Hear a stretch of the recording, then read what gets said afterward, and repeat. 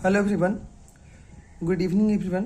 आज हम डिस्कस करने जा रहे हैं 2015, 2016 और 2017 के क्वेश्चंस बैंक, जिसमें लाइट के जितने भी ऑब्जेक्टिव होंगे, सब्जेक्टिव होंगे, 2 मार्क्स होंगे। ऑब्जेक्टिव को हम डिटेल्ड एक्सप्लेन करेंगे और साथ ही साथ 2 मार्क्स का क्वेश्चन है, लॉन्ग क्वेश्चन है। हम आपको समझाएंगे कि क्या वो क्वेश्चन आपके नोट्स में है, क्या आपने टेस्ट में उसे लिखा है या नहीं लिखा है। चलिए टाइम लैप्स न करते हुए चीज़ों को शुरू करते हैं। 2015 के लाइट के क्वेश्चंस में हम शुरू करते हैं कि देखते हैं कि कितने लाइट के क्वेश्चंस इसमें पूछे गए थे।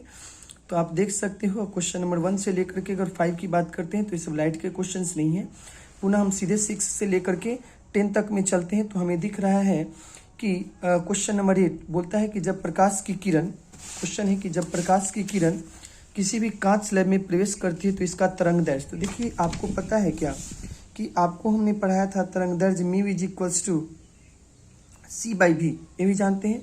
और V इक्वल्स टू होता है N इंटू लेमडा। तरंग दैर्घ्य बराबर आवृत्ति इंटू तरंग दैर्घ्य, यानी कि वेग बराबर आवृत्ति इंटू तरंग दैर्घ्य होता है। तो म्यू इक्वल्स टू हो जाता है C/N इंटू लेमडा। यहाँ से हमको क्या पता चलता है कि अपवर्तनांक जो होता है वह तरंग दैर्घ्य के भी क्रमानुपाती होती है, यानी कि जिसका तरंग दैर्घ्य ज़्यादा उसका अपवर्तनांक कम होता है। अच्छा, अब देखिए क्या हो रहा है, बोल रहा है कि जब प्रकाश हवा से कांच में जा रही है, तो देखिए हवा का अपवर्तनांक है 1 और कांच का अपवर्तनांक 1 से ज़्यादा, यानी कि 1.5। तो अपवर्तनांक का मान बढ़ रहा है, तो क्या हम ऐसा भी तो लिख सकते हैं कि lambda equals to 1/μ? Of course लिख सकते हैं। यहाँ से देखिए म्यू इक्वल्स टू 1/λ, तो लेमडा इक्वल्स टू 1/μ। अपवर्तनांक का मान बढ़ रहा है तो तरंग दैर्घ्य का मान घटेगा। चलते हैं किसके पास, ऑप्शन के पास। बोलता है कि जब प्रकाश एक ग्लास स्लैब में प्रवेश करती है तो इसका तरंग दैर्घ्य का मान घटता है। तो option number B is correct. आगे चलते हैं तो एक क्वेश्चन है नॉर गेट। नॉर गेट कौन है? नॉर गेट मतलब और प्लस नॉट गेट, और मतलब दो चीजों का जोड़, ए प्लस बी, या नॉट मतलब ऊपर से डैश लगा होगा। Option number D is correct. चलते हैं और आगे 11 एंड 12 क्वेश्चंस, ये सब लाइट के क्वेश्चंस नहीं है। इधर बढ़ते हैं और देखते हैं लाइट के कौन से क्वेश्चंस पूछे गए हैं।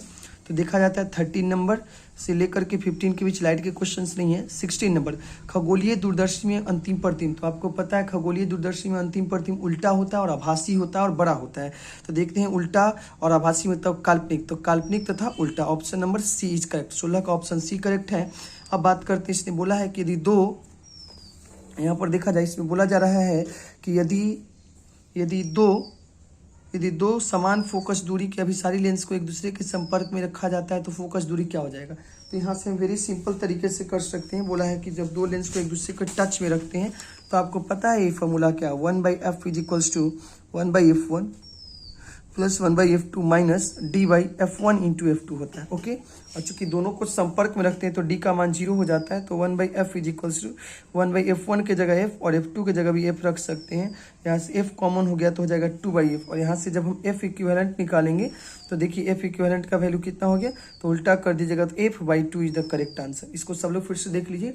बोला है दो उत्तल लेंस को एक दूसरे के टच में रखेंगे, तो टच में रखेंगे मतलब d का वैल्यू 0 है, तो 1/f1 प्लस 1/f1, तो एलसीएम लीजिएगा तो हो जाएगा 2/f1 और f equivalent is equals to f/2। तो चलते हैं option number C is correct. तो 17 का ऑप्शन सी करेक्ट है। 18 प्रकाश की अनुप्रस्थ तरंग की प्रकृति कौन बताता है? तो अनुप्रस्थ तरंग की प्रकृति ध्रुवन के द्वारा हमने आपको पढ़ाया था ध्रुवन की घटना, और वहां पर विद्युत क्षेत्र के बारे में बताया था कि विद्युत क्षेत्र किसी भी पोलराइड से पास करती है, टूरमैलिन क्रिस्टल और निकोल प्रिज्म से पास करती है, तो क्या होता है? तो प्रकाश के अनुप्रस्थ तरंग की प्रकृति की घटना कौन सत्यापित करता है? तो ध्रुवन की घटना। चलिए, पतले फिल्म के रंग का कारण क्या होता है? पतले फिल्म के रंग का कारण मतलब जैसे आपने पानी का बुलबुला देखा होगा, उसमें सर्फ या झाग का बुलबुला देखा होगा, तो वो सब चमकता है, तो उसके चमकने का कारण होता है व्यतिकरण। क्या नाम है? व्यतिकरण। क्यों भाई? तो देखिए क्या हो रहा है, मान लिया जाए ये वाटर का सरफेस से पानी का बूंदा और यहाँ पर एक बुलबुला है, ये बुलबुला है बना हुआ है, गोल सा बुलबुला बना देते हैं। अब होता है कि इसमें कई पतले पतले तल होते हैं, तो एक इसमें मान लेते हैं बुलबुला है और पानी का बुलबुला बना लेते हैं, चाहे झाग का बुलबुला है। इसमें 2 तल है, एक होता है आंतरिक तल और एक होता है बाह्य तल। ओके क्या? और आपकी आंखें यहाँ हैं, तो होती क्या है कि प्रकाश इससे टकरा करके आपकी आंखों पे पहुंचती है और नीचे वाले प्रकाश से भी टकरा करके आंखों पे पहुंचती है। और जब यह प्रकाश आपकी आंखों पे पहुंचती है तो दोनों के बीच पथ का अंतर हो जाता है, इसके द्वारा कुछ अलग दूरी, इसके द्वारा कुछ अलग दूरी। और जब पाथांतर हो जाता है उसी तरह से यहाँ का प्रकाश पहुंचेगा, तो पाथांतर होने के कारण देखा जाता है कि यहाँ पर आवृत्ति में अंतर होने लगती है, और आवृत्ति में अंतर होगा साथ ही आवृत्ति नहीं, तीव्रता में अंतर होने लगती है, प्रकाश की तीव्रता बदलने लगती है, चूंकि पाथ का अंतर है, पथांतर है, कालांतर पथांतर उत्पन्न होने लगता है, और व्यतिकरण की घटना के कारण ये जो बूंद है वह चमकनी शुरू हो जाती है। फिर से समझ लीजिएगा, बोलेगा झाग या पानी का बुलबुला चमकता क्यों है। तो झाग या पानी का बुलबुला के चमकने का मुख्य कारण है कि इसमें दो सतह, एक आंतरिक सतह और एक बाह्य सतह है। जब प्रकाश की किरणें इस पर पड़ती हैं तो यहाँ आपकी आंखें हैं, तो यहाँ से टकरा करके कोई प्रकाश यहाँ से, कोई प्रकाश यहाँ से, कोई प्रकाश यहाँ से, तो जितनी ही प्रकाश पहुँच रही है एक दूसरे के बीच पथ का अंतर है, अलग अलग दूरी तय करती है, और इसी पथ के अंतर होने के कारण प्रकाश पर अलग अलग तीव्रता पहुँचती है, तो ये लगता है कि बूंद क्या कर रहा है, चमक रहा है। तो प्रकाश की बूंद, पानी की बूंद का या झाग की बूंद का चमकने का मुख्य कारण होता है व्यतिकरण की घटना। तो आप इसे देख लीजिएगा कौन सी घटना होगी, तो आप देख लीजिएगा जनता कहाँ गया, पतले फिल्म के चमकने का कारण है व्यतिकरण की घटना। और आगे बढ़ते हैं और लाइट के क्वेश्चन है 25 नंबर, ब्रूस्टर का नियम। तो आपको पता है ब्रूस्टर का नियम हमने पढ़ाया था, 10 IP = में ऑप्शन नंबर सी करेक्ट। बाकी एक भी लाइट के क्वेश्चन इधर नहीं है। और आगे बढ़ते हैं, अब देखते हैं ऑब्जेक्टिव में और कौन से लाइट के क्वेश्चंस पूछे गए हैं। तो अब ऑब्जेक्टिव क्वेश्चन होता है फिनिश। अब चलते हैं 2 मार्क्स की तरफ और देखते हैं कि इसमें लाइट के कौन से क्वेश्चंस पूछे गए थे। तो ये सारे के सारे लाइट के क्वेश्चंस नहीं है। क्वेश्चन नंबर 9 है जो लाइट का क्वेश्चन है, बोलता है दो पतले उत्तल लेंस जिसकी क्षमताएं 5 डायोप्टर तथा 2 डायोप्टर है एक दूसरे से 20 सेंटीमीटर की फोकस दूरी पर रखे गए हैं, तो लेंस की फोकस दूरी और क्षमता निकालिए। मतलब दो पतला लेंस है, दोनों को टच किया गया है, दोनों का पावर दिया है, दोनों टच नहीं किया गया, दोनों के बीच की दूरी दी है सेंटीमीटर में, तो उसका फोकस निकालना और पावर निकालना है। वेरी सिंपल तरीके से हम इसको कर लेंगे। चलिए लिखेंगे 1/f equivalent, 1/f equivalent is equals to कितना, 1/f1 plus 1/f2 minus d/f1 into f2। चलिए अब होता है 1/f इक्विवेलेंट निकालते हैं जनता। तो 1/f1 को लिख सकते हैं P1 पहले का पावर प्लस दूसरे का power minus d into power को पहले प्लस पावर ऑफ दूसरे। बस ध्यान रखिएगा पावर के समय फोकस को मीटर में रखा जाता है। तो यहाँ पर अगर हम बात करते हैं तो पहले का पावर दिया है 5, दूसरे का पावर कितना डायोप्टर दिया हुआ था, दूसरे का है 2 डायोप्टर, तो हो जाएगा 5 + 2 माइनस। अब चूंकि यहाँ के बीच की दूरी जो है वह दी हुई थी सेंटीमीटर में, तो यहाँ हम सेंटीमीटर को किससे बदलेंगे, मीटर में, तो हो जाएगा 20/100, तो हो जाएगा 1/5 मीटर। कितना 20/100 तो 1/5 मीटर। तो इसके जगह 1/5 लिखेंगे और पहले का पावर 5 और दूसरे का पावर 2, 5 से 5 गुजर गए, 2 से 2 निकल जाएगा, तो हो गया F इक्विवेलेंट इक्वल्स टू 5। तो 1/F equivalent is equals to 5, यानी 1/F इक्विवेलेंट मतलब P इक्विवेलेंट को हम कह सकते हैं कि समतुल्य जो पावर है वह कितना डायोप्टर है, 5 डायोप्टर। किंतु अगर फोकस पूछेगा तो लिख सकते हैं 1/F equivalent is equals to 5 है, तो F इक्विवेलेंट निकल के हो जाएगा 1/5। और ये फोकस मीटर में आया है, मीटर से सेंटीमीटर में बदल लेंगे तो इसको 100 से गुना कर देंगे और आपका आंसर चला आएगा 20 सेंटीमीटर। तो फिर से चीजों को देख लीजिएगा, 1/F equivalent equals to 1/F1 plus 1/F2 minus d/F1 into F2। 1/F1 को लिख सकते हैं P1 plus P2 minus T into P into P2। ध्यान रखिएगा d 20 सेंटीमीटर में है, तो सेंटीमीटर को मीटर में बदल लेंगे तो 1/5 मीटर हो जाएगा। P1 के जगह पहले का पावर 5 दिया है, दूसरे का पावर 2 दिया है, माइनस d के जगह लिखेंगे 1/5 गुने P1 के जगह 5, P2 के जगह 2, 5 से 5 गुजर गए, तो 5 + 2 - 2 करिएगा तो 7 - 2 तो कितना बचेगा 5। 1/F को लिख सकते हैं P इक्विवेलेंट, तो समतुल्य पावर है 5 डायोप्टर। अगर 1/F इक्वल्स टू 5 है तो F इक्विवेलेंट इक्वल्स टू 1/5 ये मीटर में निकला है। अगर इसको सेंटीमीटर में कन्वर्ट करेंगे तो 100 से मल्टीप्लाई कर लेंगे और आंसर हो जाएगा 20 सेंटीमीटर। तो ये आप देख लीजिएगा। इसके बाद और भी लाइट के एक भी क्वेश्चंस नहीं है। और आगे बढ़ते हैं, चलते हैं लॉन्ग क्वेश्चन की तरफ। लॉन्ग क्वेश्चन में यहाँ देखिएगा ये सब क्वेश्चन विद्युत फ्लक्स ये सब आप जानते हैं, गॉस के नियम, तो ये सब चीजें अभी नहीं पढ़ रहे हैं बिकॉज हम लाइट का क्वेश्चन डिस्कस कर रहे हैं। यहाँ चलते हैं, μ2/v माइनस μ1/v बराबर μ2 माइनस μ1/r सत्यापित करें। तो काफी सिंपल क्वेश्चन है। हमने आपको अपवर्तन पढ़ाया था कि वक्र सतह से अपवर्तन, और इसका हमने शॉर्टकट भी याद रखने का तरीका है सिखाया, जिसमें जाते हैं उसको v से, जिसकी तरफ से जाते हो उसको u से, जो आगे उसको आगे और जो पीछे उसको पीछे करके इसको प्रूव करेंगे तो हो जाएगा μ2/v माइनस μ1/u बराबर μ2 माइनस μ1/r। फिर से सुन लीजिए, μ2/v माइनस μ1/u बराबर μ2 minus μ1/r। This is called, ये जो अपवर्तन का फॉर्मूला था कहाँ से, वक्र सतह से। तो हमने उत्तल के लिए भी प्रूफ करा दिया, अवतल के लिए। अब यहाँ पर दोनों में से कोई एक प्रूफ कर दीजिएगा तो आपका सही माना जाएगा, चाहे उत्तल का प्रूफ करे चाहे अवतल का। डायग्राम थोड़ा सही बनाइएगा। आगे चलते हैं। अथवा में क्वेश्चन पूछा गया है प्रकाश के हाइगेंस तरंग के सिद्धांत के लिखो। तो हाइगेंस का तरंग सिद्धांत मैंने आपको पढ़ा रखा है, उसको लिखना है। और हाइगेंस के प्रकाश तरंग सिद्धांत के आधार पर प्रकाश का प्रवर्तन अथवा अपवर्तन, हमने बोला था इस साल के लिए क्वेश्चन इंपॉर्टेंट भी है, या तो प्रवर्तन पूछेगा या तो अपवर्तन की घटना को सत्यापित करना होगा तरंग प्रकाशिकी के आधार पर। हाल ही के टेस्ट में भी क्वेश्चन था। इस तरह से पूरा का पूरा लॉन्ग क्वेश्चन, पूरा का पूरा शॉर्ट क्वेश्चन और साथ ही साथ ऑब्जेक्टिव क्वेश्चन 2015 के फिनिश होते हैं। अब हम बढ़ेंगे आगे के क्वेश्चंस की तरफ और अब हम चलते हैं 2016 के क्वेश्चंस बैंक में और 2016 में देखते हैं कि कौन से क्वेश्चन पूछे गए हैं लाइट से। चलिए 2016 के क्वेश्चन शुरू करने जा रहे हैं। अब देखते हैं क्वेश्चन नंबर 1 से लेकर के 3 से लेकर के 6 में एक भी लाइट के क्वेश्चन, 7 तक लाइट के क्वेश्चंस नहीं पूछे गए हैं। अब बढ़ते हैं इधर देखते हैं कि लाइट के क्वेश्चंस है। क्वेश्चन नंबर 8, खगोलीय दूरदर्शी में अंतिम प्रतिबिंब कैसा बनता है? तो खगोलीय दूरदर्शी में अंतिम प्रतिबिंब उल्टा बनता है, बड़ा बनता है, आभासी बनता है। तो काल्पनिक और उल्टा, option number C is correct. आगे चलते हैं नॉर गेट मतलब कैसा भाई? और प्लस नॉट, और मतलब दोनों का जोड़, ऊपर से रेकरिंग लगा देंगे, this is NOR gate. In A plus B का bar, that is called NOR gate. आगे चलते हैं, लाइट के क्वेश्चंस नहीं है। क्वेश्चन नंबर चलते हैं फिर से 16, बोलता है जब प्रकाश की किरण ग्लास स्लैब में प्रवेश करती है तो आपने अभी देखा था अपवर्तनांक और तरंग दैर्ध्य व्युत्क्रमानुपाती होता है। तरंग दैर्ध्य अगर बढ़ता है तो अपवर्तनांक घटती है। तो यही चीज आप देखेंगे, चूंकि ग्लास में जा रहा है तो अपवर्तनांक बढ़ रहा है तो तरंग दैर्ध्य घटेगा। तो option number A is correct. 16 का ऑप्शन ए करेक्ट है। आगे चलते हैं, कोई भी लाइट के क्वेश्चंस नहीं है। 17, 18, 19। अब इधर देखते हैं क्या लाइट के क्वेश्चंस हैं। 20, 21, 22, 23, 24। हाँ, अब चलते हैं 25 नंबर। जब माइक्रोस्कोप में नली की लंबाई बढ़ी जाए तो फॉर्मूला आपने देखा होगा m = -L/f0 × 1 + d/f। यह एक संयुक्त सूक्ष्मदर्शी था माइक्रोस्कोप का आवर्धन क्षमता। तो चूंकि लंबाई ऊपर है तो लंबाई के सीधे समानुपाती है। तो आप डायरेक्टली कह सकते हैं कि सर इसका जो आंसर होगा कि आप जिसका जो हम कह सकते हैं आवर्धन क्षमता का मान बढ़ेगा, क्योंकि m का फॉर्मूला आपको याद हो तो था -L/f0 × 1 + d/f करके था। ऐसे था क्या? तो यहाँ से आसानी से चीजों को कर लेंगे कि लंबाई बढ़ेगी तो आवर्धन क्षमता का मान बढ़ेगा। चलिए, और लाइट के क्वेश्चंस नहीं पूछे गए ऑब्जेक्टिव में। अब चलते हैं 2 मार्क्स की तरफ। देखा जाए 2 मार्क्स के क्वेश्चन कौन कौन पूछे गए हैं। तो लाइट के क्वेश्चंस अभी तो नहीं है। हाँ, चलते हैं क्वेश्चन नंबर 5। पूर्ण आंतरिक प्रवर्तन क्या है? इसकी शर्त को लिखे, बताने की कोई जरूरत नहीं है। पूर्ण आंतरिक प्रवर्तन किसे कहते हैं? इसका शर्त दो हमने आपको लिखा रखा है। प्रकाश सघन से विरल माध्यम में और साथ ही साथ क्रांति कोण, आपतन कोण का मान क्रांति कोण के मान के से बड़ा होना चाहिए। तो ये 2 शर्तें आप लिख लीजिएगा।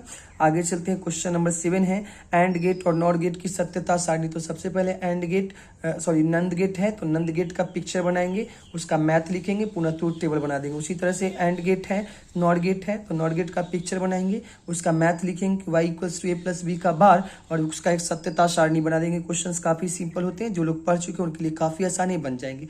तो इस तरह से इसके 2 मार्क्स के क्वेश्चन भी पूरी तरह से फिनिश होते हैं। 2016 के हमने 2 मार्क्स के क्वेश्चन को भी फिनिश कर दिया है। अब आगे बढ़ते हैं लॉन्ग क्वेश्चन की तरफ और देखते हैं कि लॉन्ग में क्या क्या क्वेश्चन पूछे गए थे। तो ये सब अभी आप पढ़ रहे हो संधारित, आगे चल के पढ़ेंगे संधारित के बारे में। ये न्यूमेरिकल है, तो जब टॉपिक आएगा तो फिर से जब हम क्वेश्चन बैंक का डिस्कशन करेंगे तो हम तेजी से आपको चीजों को समझाएंगे कि कैसे इन सभी का आंसर निकाला जाएगा। देखते हैं और लाइट के कोई क्वेश्चंस पूछे गए हैं क्या। चलते हैं क्वेश्चन नंबर 13 की तरफ। पूछा है तरंगार्घ एवं द्वितीय तरंगार्घ को परिभाषित करें। ये आपको पता है तरंगार्घ किसको कहते हैं और द्वितीय तरंगार्घ को परिभाषित करें किसको कहते हैं, नोट्स में है और आपको समझा भी दिया गया है, आपको आता भी है। नहीं आता है तो आप यहाँ से भी चीजों को कर सकते हैं, क्वेश्चन बैंक में सोल्यूशन भी है, अगर क्लास नोट्स में तो वहां से चीजों को लिख सकते हैं। हाइगेंस के सिद्धांत के आधार पर प्रवर्तन या अपवर्तन, यानी कि लिखा रहेगा तरंग प्रकाशी या हाइगेंस के सिद्धांत के, या तो प्रवर्तन प्रूफ कर दीजिएगा या तो अपवर्तन। 5 मार्क्स में क्वेश्चन आने जा रहा है। तो चलिए क्वेश्चन 30 नंबर हो चुका है। आगे चलते हैं, अथवा में है 15 सेंटीमीटर फोकस दूरी वाले उत्तल लेंस से कितनी दूरी पर वस्तु को रखा जाए कि उसका 3 गुना आवर्धित प्रतिबिंब प्राप्त हो। तो हम चलते हैं इस न्यूमेरिकल की तरफ और इस न्यूमेरिकल को हम करके दिखाते हैं आपको कि कैसे न्यूमेरिकल को सोल्व किया जाएगा। क्वेश्चन सिंपल है, 15 नंबर क्वेश्चन देखते हैं।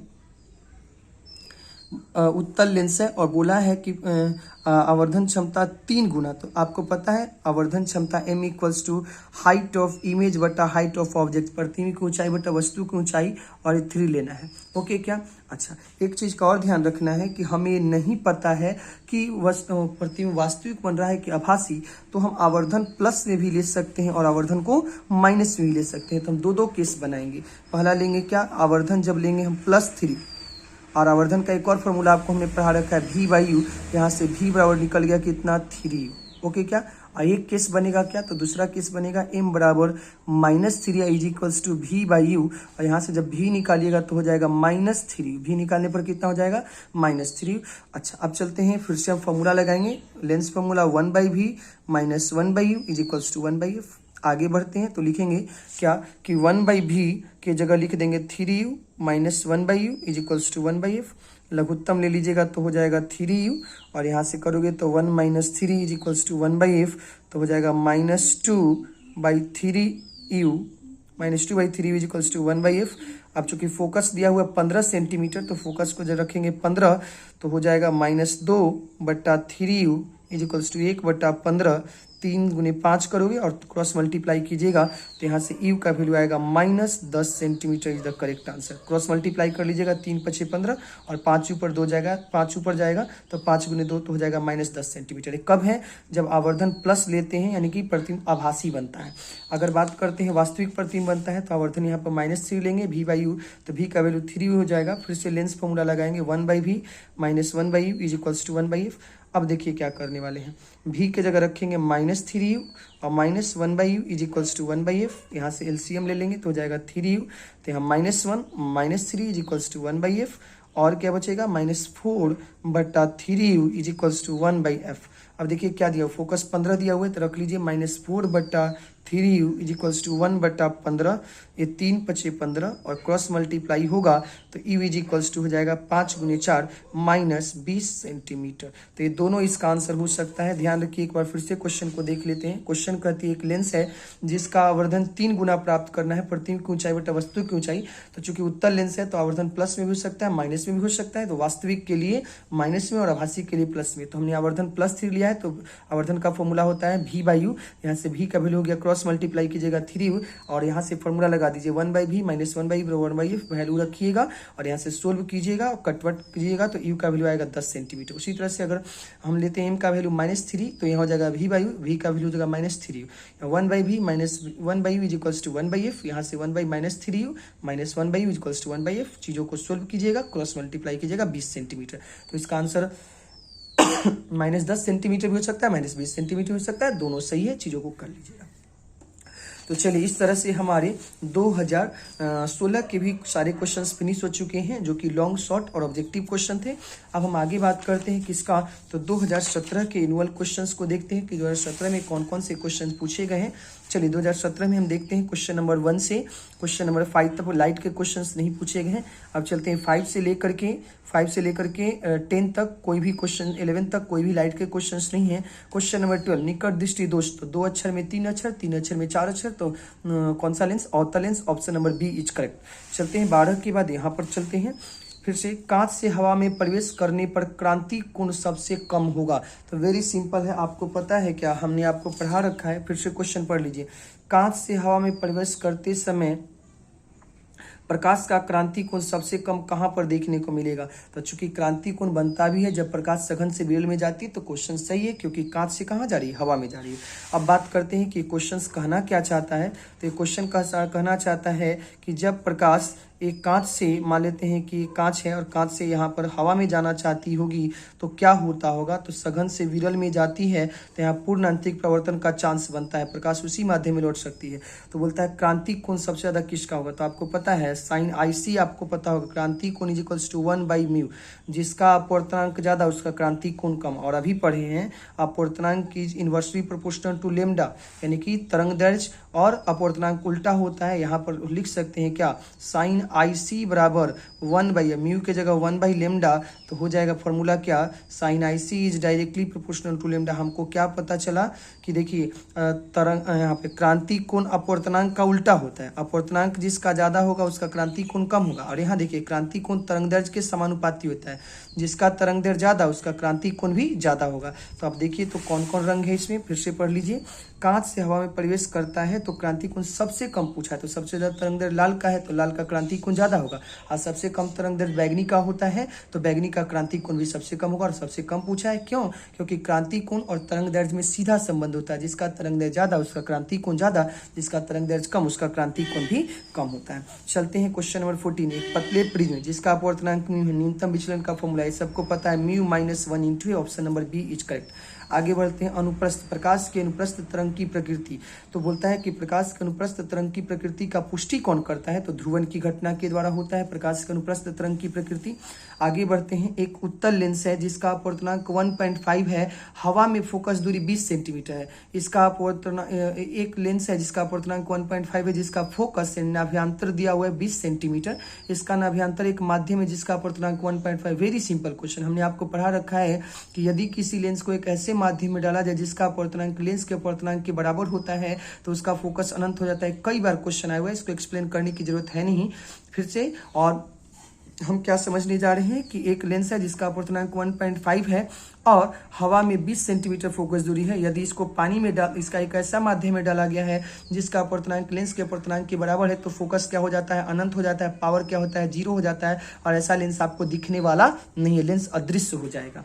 आगे बढ़ते और कोई लाइट के क्वेश्चंस हैं तो चलते हैं। 17 से लेकर के और 25 तक या 26 तक एक भी लाइट के क्वेश्चंस नहीं है। चलते हैं 27 में पूछा NAND get in not plus and, and मतलब जो चीजों का गुना ऊपर से रेकरिंग लगा होगा, ऑप्शन ए इज करेक्ट, या डैश लगा होगा।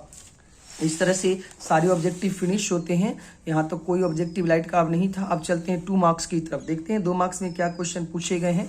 तो देखा जाए 2 मार्क्स का जो क्वेश्चन है इसमें है सबसे पहला क्वेश्चन, ये तो सब विद्युत क्षेत्र रेखाएं हैं तो अभी लाइट के क्वेश्चंस कर रहे हैं, तो 1 से लेकर के 4 तक लाइट के क्वेश्चंस नहीं है। क्वेश्चन नंबर 5, उत्तल लेंस के प्रधान अक्ष पर रखे बिंदु के द्वारा लेंस पर बने प्रतिबिंब को दिखाने के लिए किरण आरेख खींचे यदि वस्तु फोकस से 3 गुने की दूरी पर रखा है। इसे हम आपको करके दिखा देते हैं। वेरी सिंपल क्वेश्चन है, 9th 10th का क्वेश्चन है। क्वेश्चन नंबर 6 है, ब्रूस्टर का नियम को लिखे, ब्रूस्टर के प्रकाश ध्रुवन का नियम लिखे। तो ब्रूस्टर का नियम मैंने आपको अच्छे से बता रखा है ध्रुवन के बारे में। तो यहाँ से यहाँ तक लाइट के कोई भी क्वेश्चंस अब नहीं है, दोनों क्वेश्चंस काफी सिंपल से उत्तल लेंस का पूछा गया। तो चलिए उत्तल लेंस से हम प्रतिबिंब का बनना आपको दिखा देते हैं कैसा है। ये है हमारा उत्तल लेंस। अब बोला है फोकस, तो मान लेते हैं कि इसका फोकस इतना है f, तो इससे बोला 3 गुना f2 और यहाँ पर f3, यानी इतनी दूरी पर वस्तु रखी गई है। दिस इज यहाँ पर वस्तु, यहाँ पर होता है 2f। हम 2 प्रकाश भेजेंगे, एक यहाँ से जाएगा और एक ऐसे ही जाएगा। तो समानांतर किरणें क्या होती है, फोकस से होकर के गुजरती हैं, और एक हम इससे भी भेज सकते हैं और भेज देने के बाद ये जा करके कहीं ना कहीं कट जाएगी। तो यहाँ पर हमारा प्रतिबिंब बनने वाला। ये बता रहा है कि जब वस्तु 2f तथा अनंत के बीच में होती है तो प्रतिबिंब कहाँ बनता है, ए वाला क्वेश्चन है। ठीक है, तो इसका बस डायग्राम बना देंगे। ए है वस्तु ए भी और प्रतिबिंब बन जाएगा ए डैश बी डैश। कैसा प्रतिबिंब है, उल्टा है, वास्तविक है, और साइज भी आप जब स्केल से बनेगा तो आप इसको बता सकते हैं कि बड़ा बन रहा है कि छोटा बन रहा है। ओके क्या, तो हम अब आगे की तरफ बात करते हैं। बस किरण आरेख खींचने को कहा था क्वेश्चन नंबर 5 में। अब चलते हैं लॉन्ग क्वेश्चन की तरफ। देखा जाए लॉन्ग क्वेश्चन क्या है, तो बोल रहा है कि गॉस के सब तो अभी पढ़े हैं तो इसका फिर से डिस्कशन आएगा। चलते हैं ये वाला क्वेश्चन नंबर 13, एक समउत्तल लेंस का समतल सतह रजतित मतलब रंगा गया है, इसके सामने अनंत पर रखी वस्तु का प्रतिबिंब बनना समझावें तथा इसकी फोकस दूरी प्राप्त करें। और उसी में अथवा में है द्विप्रिज्म क्या है, इसका उपयोग से एक वर्णीय प्रकाश का तरंगदैर्घ्य कैसे निकालता है बताएं। तो ये जो अथवा में द्विप्रिज्म वाला क्वेश्चन है इसको हम अच्छे से 5 से 10 मिनट का यूट्यूब पे वीडियो बना करके समझा देंगे आपको। सिंपल क्वेश्चन है, जैसे आपने व्यतिकरण पढ़ा है सेम चीज यहाँ होगी। द्विप्रिज्म से आपको तरंगदैर्घ्य निकालना सिखा देंगे। अथवा वाला क्वेश्चन घबराए नहीं, अभी हम इस क्वेश्चन को कर लेते हैं। ये वाला क्वेश्चन जब हमारा ये क्वेश्चन बैंक का डिस्कशन लाइट का खत्म हो जाएगा तो इस क्वेश्चन का एक वीडियो बना करके हम डाल देंगे 5 मार्क्स में कि द्विप्रिज्म क्या है, इसके उपयोग से एक वर्णीय प्रकाश का तरंगदैर्घ्य कैसे निकाला जाता है समझाइए। तो चलिए देखा जाए। और जितने भी लोग हैं चैनल पे जाना है, प्लेलिस्ट में जाइएगा तो सारा वीडियो आपके 12th के क्वेश्चन बैंक सीरीज में है, वहां से आराम से सीरियल वाइज चीजों को देख सकते हैं। समझते हैं जरा द्विप्रिज्म क्या है, इसके उपयोग से एक वर्णीय प्रकाश का तरंगदैर्घ्य निकालना है। तो ये हम समझाएंगे 5 मार्क्स में। ये देखते हैं समउत्तल लेंस का समतल सतह। तो देखा जाए वेरी सिंपल क्वेश्चन है। क्वेश्चन नंबर 30 बोलता है समउत्तल लेंस बनाना है आपको। तो एक ऐसे लेंस बना लीजिएगा, समउत्तल है तो एक सतह उत्तल है और एक सतह समतल है। इसका एक भाग को रंग दिया गया है। देखिए थोड़ा सा लाइट की कमी हो रही है, अब सही हो जाएगा। तो यहाँ से एक सतह को रंग देते हैं। तो मैंने आपको बताया था कि लेंस को रंगने से लेंस की तरह काम नहीं करती है, दर्पण की तरह काम करने लगती है। तो बोला है कि इसका समतुल्य फोकस बताइए। तो पता है इसको कैसे लिख सकते हैं, देखिए एक लेंस बनेगा, पुनः एक दर्पण बनेगा और पुनः आकर के प्रकाश कहाँ चली जाएगी, बाहर चली जाएगी। एक लेंस बनेगा, यानी कि प्रकाश पहले लेंस में जाएगी, पुनः दर्पण से टकराएगी और टकरा कर पुनः लेंस से पास करेगी। तो देखिए एक बार हुआ अपवर्तन, पुनः परावर्तन और पुनः क्या होगा, अपवर्तन। ओके क्या, तो हम लिखेंगे कि जब किसी भी लेंस को कलर कर देते हैं, रंग देते हैं, कलई कर देते हैं, तो वह लेंस दर्पण की तरह काम करने लगती है। और यहाँ पर देखिएगा प्रकाश पहले अपवर्तन करेगी, प्रकाश को जाना था ऐसे, जाएगी ऐसे और जाकर के सतह से टकराएगी और यहाँ से पुनः परावर्तन करती हुई आएगी और पुनः सतह से बाहर निकलेगी, इस तरह से निकल जाएगी। तो देखिए 2 बार अपवर्तन होगा और 1 बार अपवर्तन होगा। तो हमने बोला था 1/f इक्विवेलेंट निकालने का फॉर्मूला 1/f इक्वल, पहले कहाँ गया है, लेंस में, तब कहाँ गया है, दर्पण में, और तब कहाँ गया है, लेंस में। ऐसे ही मैंने आपको पढ़ाया था, पहले लेंस, तब दर्पण, तब लेंस। और याद होगा लेंस का फोकस निकालने का formula 1/f equivalent is equals to, याद है 1/f equivalent equal to mu of lens बटा म्यू ऑफ माध्यम -1 into 1/r1 minus 1/r2। Okay क्या, ये है लेंस के लिए। और दर्पण का फॉर्मूला मैंने आपको पढ़ा रखा था, दर्पण का फॉर्मूला याद रखना है -1/f करके, ठीक है। ये है लेंस का फॉर्मूला, म्यू ऑफ लेंस बटा म्यू ऑफ माध्यम -1 इंटू 1/r1 माइनस 1/r2। और यहाँ मिरर में होता था -1/f और f इज इक्वल्स टू क्या याद रखते थे, r/2, याद है ना, f इज इक्वल्स टू कितना, तो ये दर्पण में चलेगा और ये लेंस में चलेगा। अब चलते हैं जरा सा हम लेंस देखा जाए, लेंस अब इसके फॉर्मूले में पुट करना है। तो हम निकालते हैं कि चूंकि हमको एक समतल दर्पण दिख रहा है, तो समतल दर्पण की त्रिज्या कितनी होगी, अनंत होगी। तो अगर हम बात करते हैं फोकस का, तो फोकस होता है त्रिज्या बाई 2 और अनंत बाई 2 कीजिएगा तो फिर से जनता कितना मिलेगा, अनंत मिलेगा। तो ये तो पता चल गया कि लेंस मिरर का जो फोकस होता है वो अनंत होता है, समतल दर्पण का। परंतु अगर हम बात करते हैं किसका, तो अगर हम जनता बात करते हैं, हमारा लेंस इस तरह का है, एक लेंस है जिसका एक भाग वक्र है और एक भाग समतल है। समतल है क्या, तो एक भाग की त्रिज्या हो जाएगी अनंत और इस भाग की त्रिज्या मान लीजिएगा r। अब चलते हैं इसका वैल्यू रख दिया जाए, 1/फोकस of the lens equal to mu of the lens. Mu of the lens रखने का तरीका क्या है, तो म्यू ऑफ द लेंस रखने का तरीका होता है कि हम कह सकते हैं कि लेंस बना है कांच का ना, देख लेते हैं, नहीं कुछ दिया हुआ होगा, नहीं दिया हुआ है तो हम लेंस मान लेते हैं ग्लास का। तो चलिए हम ग्लास का लेंस मान लेते हैं। तो म्यू ऑफ ग्लास बटा माध्यम नहीं दिया हुआ तो माध्यम लेंगे हवा -1 इंटू 1/, पहले सतह की त्रिज्या माइनस दूसरे सतह की त्रिज्या। और इसको जब सोल्व कीजिएगा तो बचेगा म्यू ऑफ ग्लास -1, इधर बचेगा 1/r और 1/∞ मतलब 0। तो यहाँ बचेगा कितना, तो यहाँ बचेगा म्यू ऑफ ग्लास -1/r। इतना बच रहा है क्या, ग्लास का अपवर्तनांक होता है 1.5 - 1/r और यहाँ से हो जाएगा 0.5/r। इसको लिख सकते हैं 0.5 को 1/2r। This is equals to कितना, 1/फोकस लेंस ऑफ 1/fl। यहाँ से fl निकालिएगा तो हो जाएगा 2 इंटू r। तो फोकस मालूम हो गया किसका, लेंस का। यहाँ फोकस किसका मालूम हो गया, मिरर का। अब चलते हैं इसको इक्वेशन 1 मान लीजिएगा, इक्वेशन 1 में पुट करते हैं तो फॉर्मूला हो जाएगा 1/f इक्विवेलेंट बराबर 1/लेंस। तो लेंस का कितना है 2r, तो लिखेंगे 2r प्लस मिरर का कितना इन्फिनिटी, तो लिखेंगे 1/∞। अब प्लस लेंस का फिर से कितना 2r, जब इसको सोल्व कीजिएगा तो 1/∞ हो जाएगा 0, लघुत्तम लेंगे 2r तो 1 + 1 अब प्लस 0 तो हो जाएगा 2/2r और प्लस 2/2r प्लस 0 और ये हो जाएगा 2 से 2 खत्म तो बचा 1/r और यहाँ से 1/f equivalent equals to 1/r। तो f इक्विवेलेंट निकालिएगा तो कितना आ जाएगा r। r कौन सा है, वक्र सतह की त्रिज्या। जो सतह है इसकी त्रिज्या आपके क्वेश्चंस में दी रहेगी और इस तरह से 5 मार्क्स का क्वेश्चंस खत्म होता है। एक बार फिर से समझ लीजिए, क्वेश्चन बोला है कि यदि किसी समतल लेंस को रंग देते हैं तो एक भाग को रंग देते हैं, तो देखिए एक भाग को हम यहाँ पर रंग करके दिखाए हैं, तो एक बार अपवर्तन होगा, परावर्तन होगा, पुनः अपवर्तन होगा। तो यानी कि अब फॉर्मूला हम ऐसे याद करना आपको सिखाए थे, 1/f इक्विवेलेंट बराबर पहले लेंस में, तब मिरर से टकराएगी, पुनः लेंस से। पुनः लेंस का फॉर्मूला म्यू ऑफ लेंस बटा म्यू ऑफ माध्यम -1 into 1/r1 minus 1/r2। Mirror का फॉर्मूला 1/-1/f, चूंकि मिरर है तो ये बराबर r/2 लिखेंगे। समतल दर्पण है, त्रिज्या अनंत हो जाएगी, फोकस हो जाएगा अनंत बाई 2 तो फोकस मिरर का आएगा अनंत। अब चलते हैं यहाँ 1/fl, ग्लास है और माध्यम नहीं दिया तो हवा -1 into 1/r1 minus 1/∞ equals to 0। Mu of glass -1 into 1/r1 mu of glass -1 और 1/r को लिख सकते हैं यहाँ r से 1.5 - 1 तो हो जाएगा 0.5/r। ये 0.5 मतलब 1/2r। तो 1/fl बराबर 2r, तो fl का फॉर्मूला हो गया 2r। तो फोकस लेंस निकल गया किसका, लेंस का फोकल लेंस किसका निकल गया, मिरर का। अब चलते हैं फॉर्मूले में, 1/f के जगह fl के जगह 2r, 1/∞ 2r सबको कीजिएगा तो आंसर हो जाएगा f इज इक्वल्स टू